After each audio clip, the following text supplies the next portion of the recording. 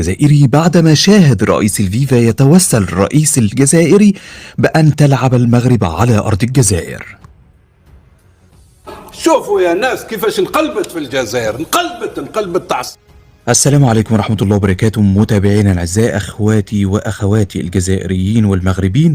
قبل ما نبدأ الفيديو بتاعنا نصلي على نبينا محمد ونحط لايك على الفيديو. متابعينا الأعزاء، عايزين تشوفوا المشهد لرئيس الجزائر ورئيس الفيفا وهو بيطلب منه ان هم يلعبوا على ارض الجزائر، ونقصد اخواتنا المغربيين.